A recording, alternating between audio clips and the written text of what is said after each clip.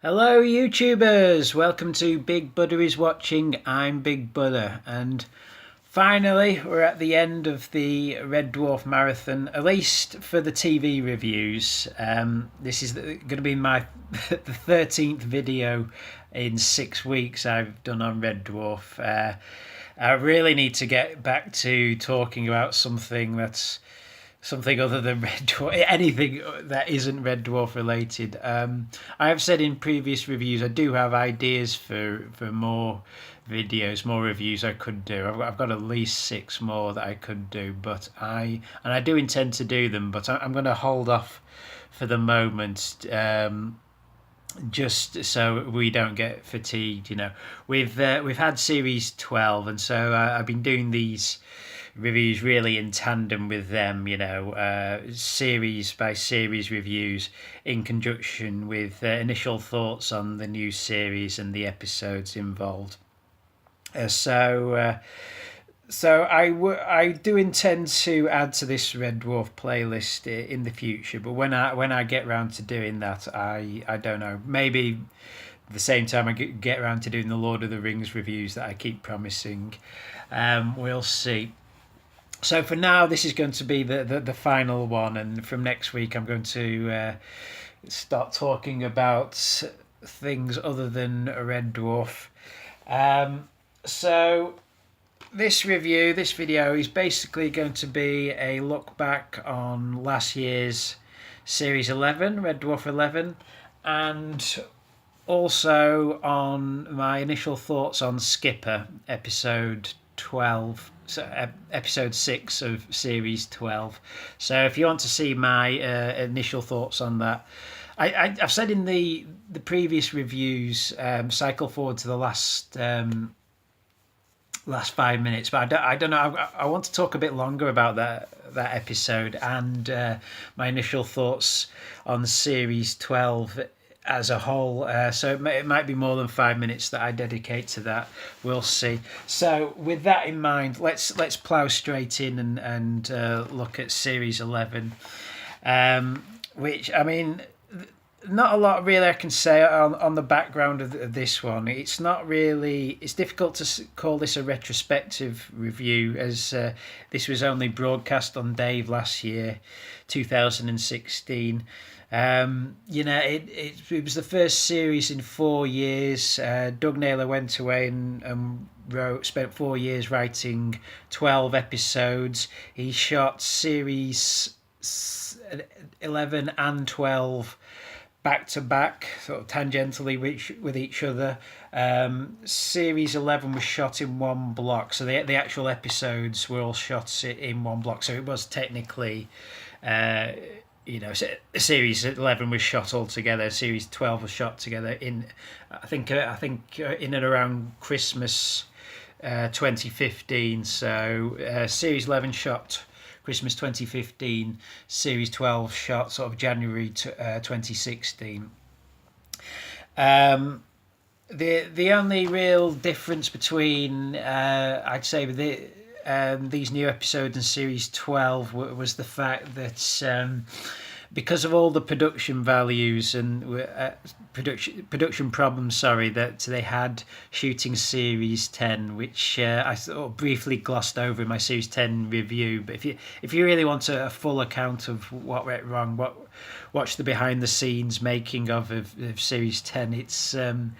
It really does sound like it was a nightmare shoot, that series, and a miracle that series turned out so well, really, because of all the production problems that they had in that series.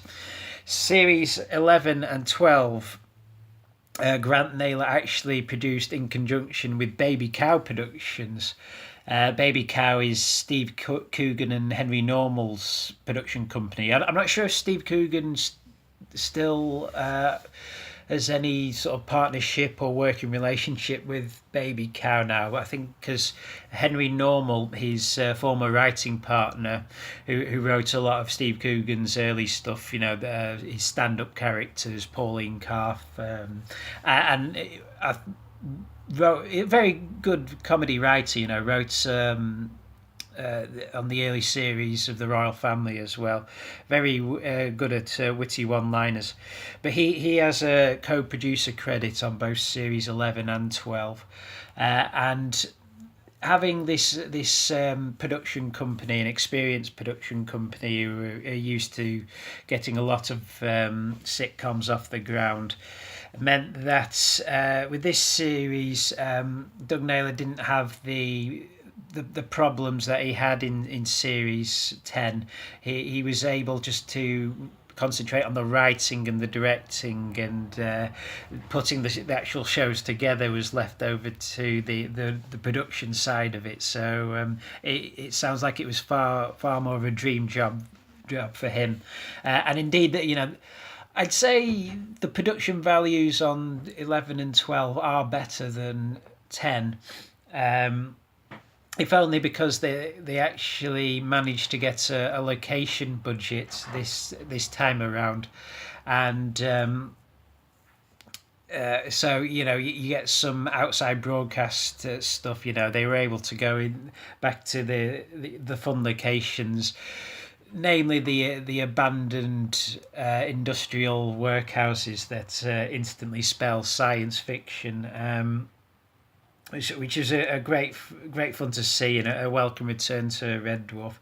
So it does look a bit slicker, almost to its detriment as well. I don't know if they're using some different sort of cameras this time around, or they've just done some other digital grading process on it or something. But I preferred the imagery in Back to Earth and Series 10 because it seemed a lot more cleaner, a lot more sitcom-y. In 11 and 12 they seem to, I don't know, sort of misty up the image a little bit more, and it looks a little more muddy to me. Although it looks good, it looks sci-fi. It kind of detracts from the comedy a little for me when you can't when you almost have to squint to see the image. So I hope if they do any more, they try and retain the cleaner image that they established in Back to Earth and Series 10, because I think that still is the best the series has ever looked. So let's go through the episodes, Series 11. So we start off with Twentica.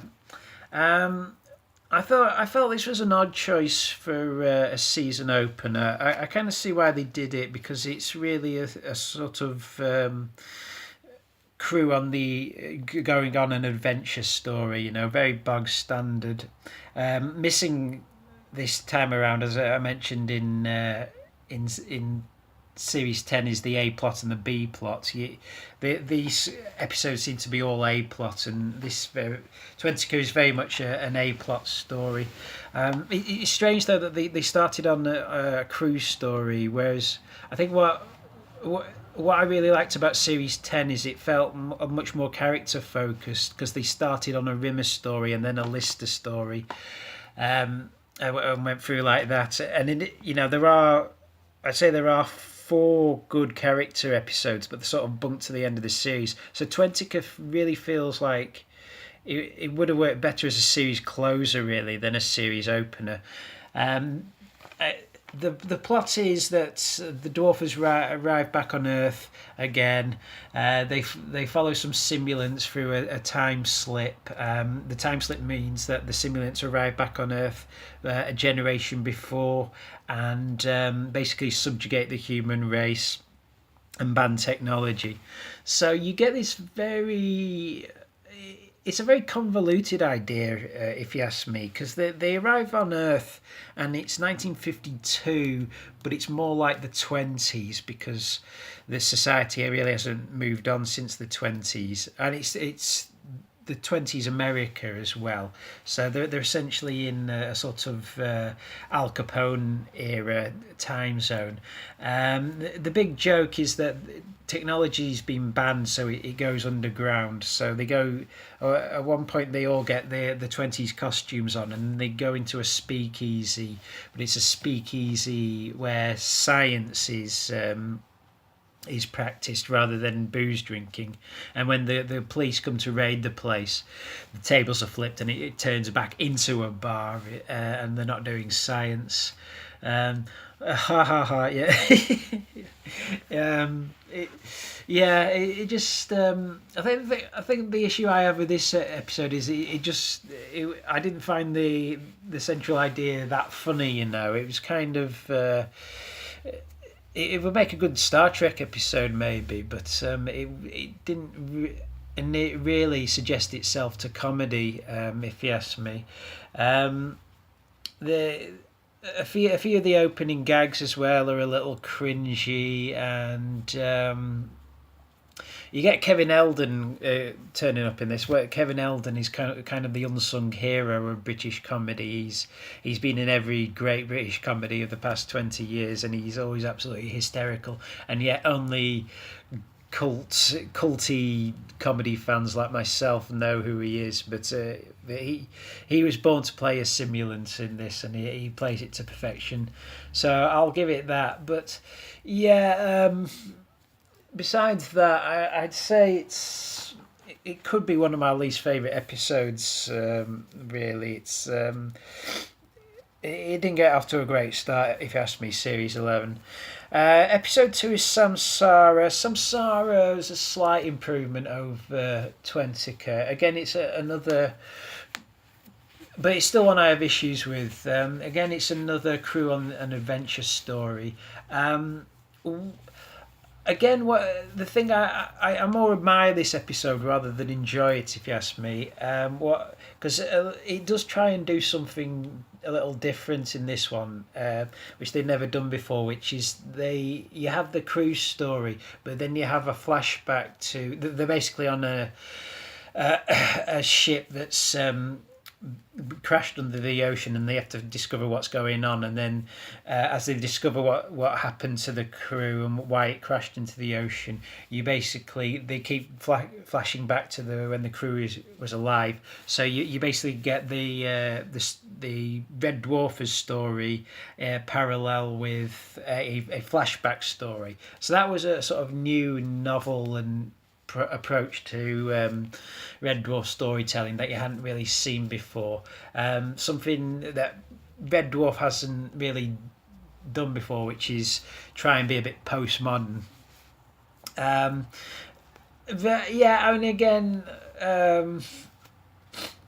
There's ideas in there that there's a karma drive, which means that but it's broken, so that so it's again, like Twentica, it's kind of Dunella tried to overcomplicate the science fiction idea. Just having a karma drive on its own would be an interesting idea, but having a broken one, so let's get it right. So when anybody does anything kind, they get punished for it. And whenever anyone does something bad, like they steal some money from an orphanage fund at one point out of the collection jar, good things happen to them. And they do admit that the karma drive is based on Justice World technology. Again, it's really a recycling of an old idea. It's really a recycling of the Justice World idea from Series 4. As I've said before, one of my favourite episodes. Here, not done quite as successfully. The cast would have you believe this episode contains one of the funniest scenes in Red Dwarf history, which is the cat telling the story of Archimedes and getting it mixed up with Newton and the apple falling on his head. But it's, in his version, it's a bathtub falling on his head, and he shouts. I can't remember what he shouts, Ulrika or something, and invents gravy. The way they talk in the making of, they'd say, this is one of the classic Red Dwarf scenes. To be honest, I found it a little irritating.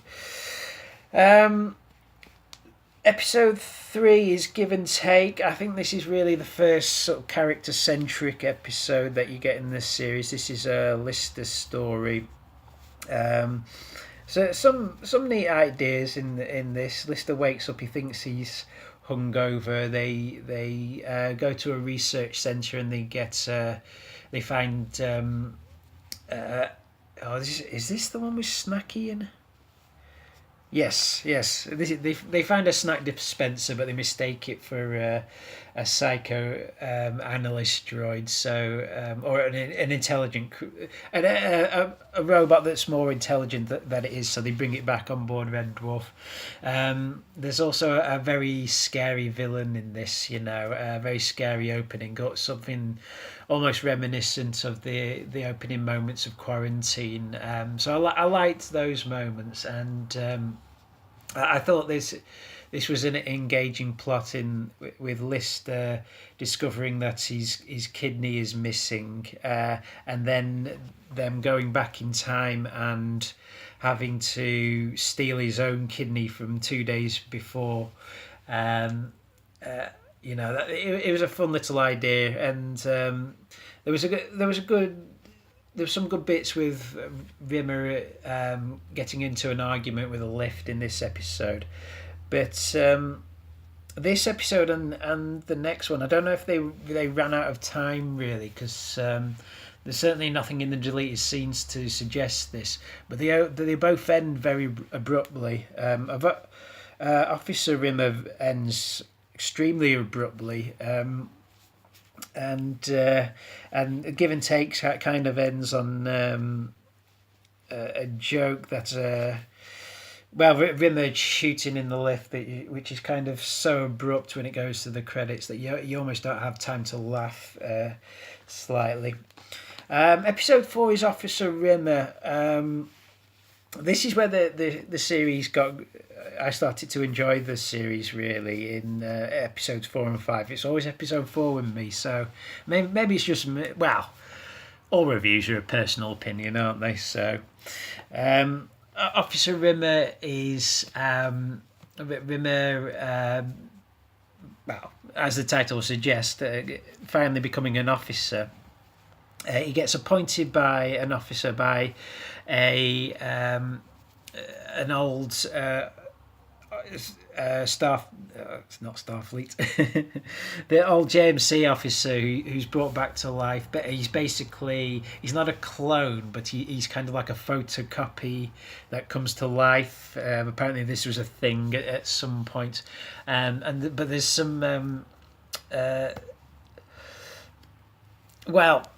basically these sort of photocopies that bring people to life, they kind of have the same problems as modern photocopiers, because the officer who comes to life, he gets there's a problem printing him out, so when he comes out, his sort of face gets stretched, and it's up on his face is actually up on the top of his head, and his face is kind of stretched, and it looks kind of upsetting. And then the same way later on in that, when Rimmer becomes an officer, he basically populates the officer club with clones of himself that he's made from this copier scanner thing, but they all start morphing together in the end. They get caught. The sort of a paper jam as they're coming through, so they all get sort of molded together. So it ends with a big Rimmer monster. It's sort of all heads and legs go, and it's absorbing all the extraneous Rimmers into one, and they have to kill it at the end. I thought what's interesting about this one is, although it's enjoyable and I liked seeing the officer club with Rimmer in it, it's Red Dwarf doing something that I'd never really seen done before, which was Cronenbergian body horror. Whether that was intentional or not, but that's certainly how I took it. Episode 5 is Crisis. It's Crichton having a midlife crisis, really. he gets a souped up suit with red suit with subwoofers, and obviously looks like a bit of a prat. There's a I think it was in the making of they talk about there's certain tragic things that blokes do when they have midlife crisis, and one of them is get an earring. Anyway, and so yeah, so Crichton having a midlife crisis is a fun idea. You also have, for slightly convoluted reasons, which still can't figure out on the second or third viewing of this episode. They go and find another Nova ship, and they find another mechanoid of Crichton's class, a mechanoid called Butler, played very well by I don't know the actor's name, but you'd recognise him if you saw him. But very funny. He does the sort of faux Canadian accent like Robert Llewellyn's, but a very funny interpretation of Mechanoid. And I really liked the end of this, where they essentially, well, it's not meeting God, but they go to a research centre where they've managed to communicate with the universe itself, and the universe. So they actually speak to the universe, who of course sounds like Morgan Freeman, because because it's not Morgan Freeman, it's a Morgan Freeman sound alike, but of course that's what the universe would sound like. And then they tell the universe that he's 14 billion years old, and then the universe gets very depressed and starts to wonder what it's all for. So they end up giving the universe a midlife crisis. So yeah, a very, very good episode, a crisis. It sort of all times it ties in together thematically very well, all the disparate elements. And then episode 6 is Can of Worms, which is the long-awaited, finally, a cat-centric episode. Would you believe?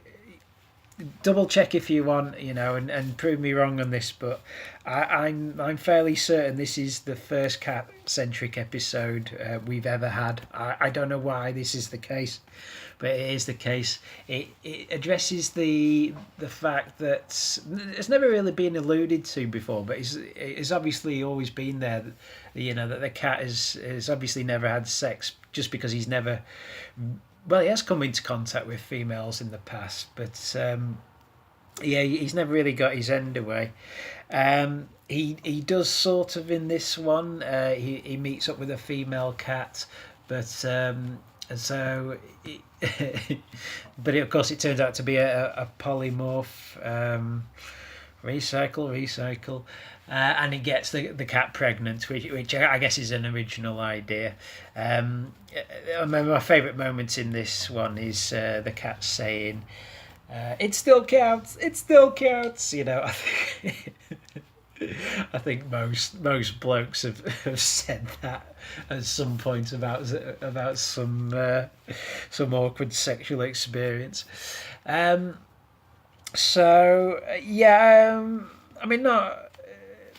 It's okay as an episode. I didn't really think it was a very strong series closer. I think it would have been more comfortable sort of mid-series, and maybe an episode like Twentica or Officer Rimmer, or maybe even Crisis would have been a stronger closer. With them meeting the universe. There's a good moment where they're chasing down the polymorph, and there's Crichton, Lister, and Rimmer, but then there's duplicates of them all over the place. So there's like 3 Mexican standoffs going on. That's a fun scene. Why we've waited this long for a cat-centric episode, and then when it comes along, it's basically just another rehash of polymorph. I don't know. So that's series 11.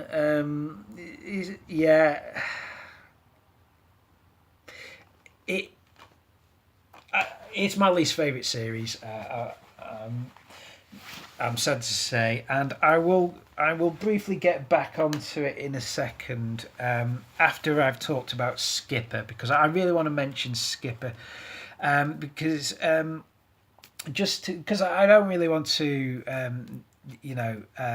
this video to be wholly negative, so which is why I really want to talk about Skipper, because Skipper, the more I think about it, it's one of the best episodes I've ever seen. I was really surprised how much I enjoyed this one.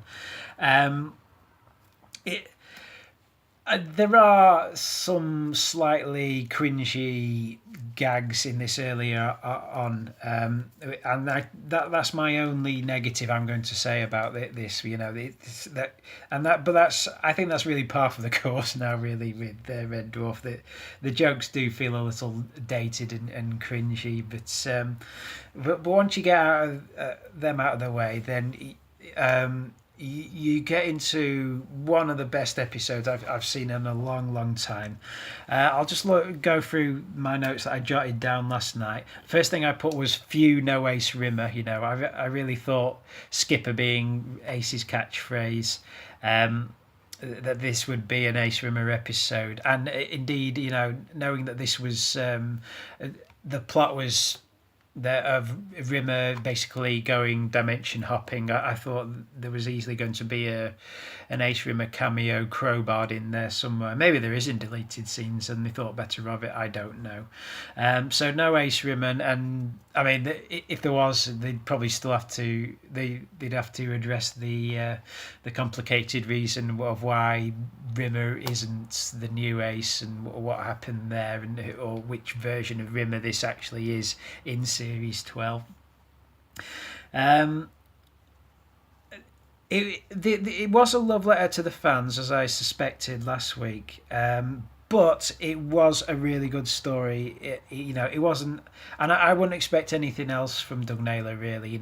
At the end of the day, his priority's always been telling a good story over. It's never really been fan service. If he just wrote Red Dwarf as pure fan service now, the canon would make much more sense than it actually does.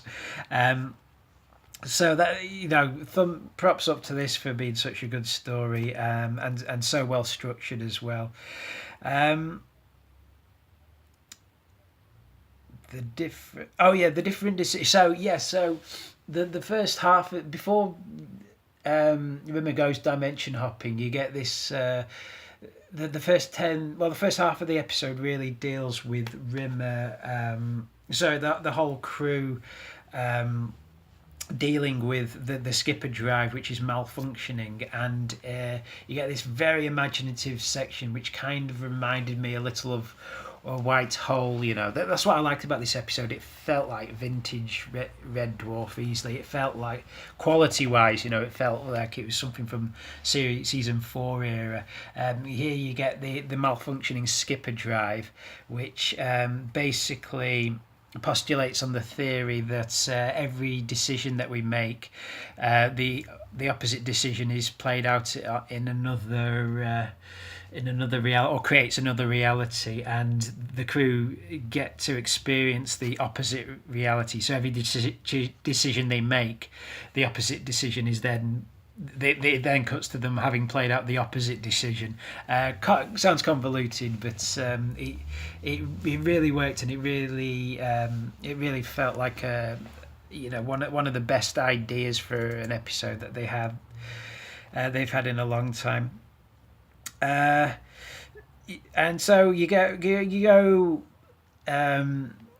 Rimmer going dimension hopping through the alternate realities, and you see the most fan servicey bit, I guess, is Rimmer going to the reality where the radiation leak is about to happen. You of course get the return of Norman Lovett. I was sad that it wasn't Hattie Hatridge, but it makes perfect sense that it would be Norman Lovett if you go back to the radiation leak era.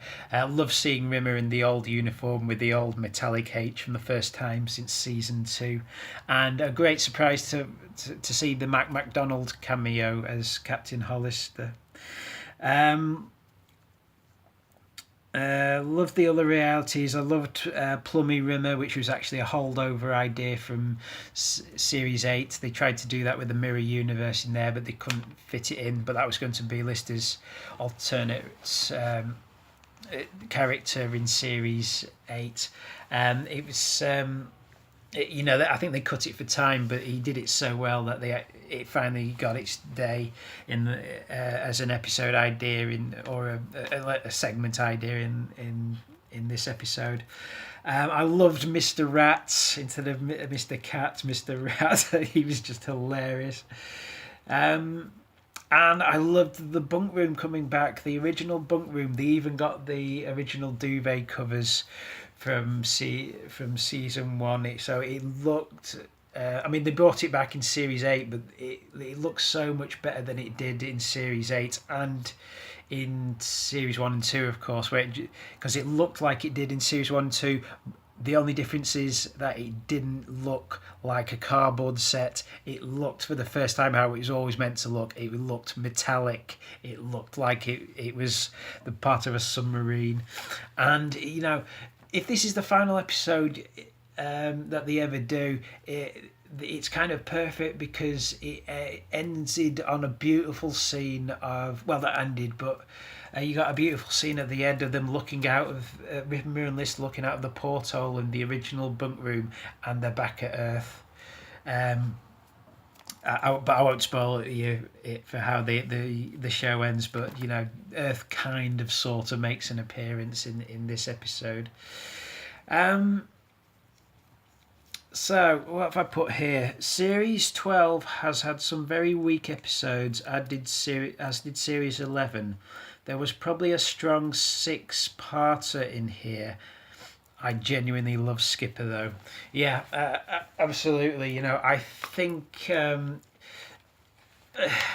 if Red Dwarf is going to go forward from this point, I hope Doug Naylor doesn't try and over-egg the pudding next time. I'm happy to wait another 5 years for 6 episodes. I think he stretched himself too thinly in the writing process this time, and there were definitely 6 good episodes here in Series 11 and Series 12, but there weren't 12 good episodes, sadly. So, but having seen the whole thing now as the whole 12 episodes as one complete run through, I can now see, okay, maybe the show hasn't quite lost it to the extent that I thought it had.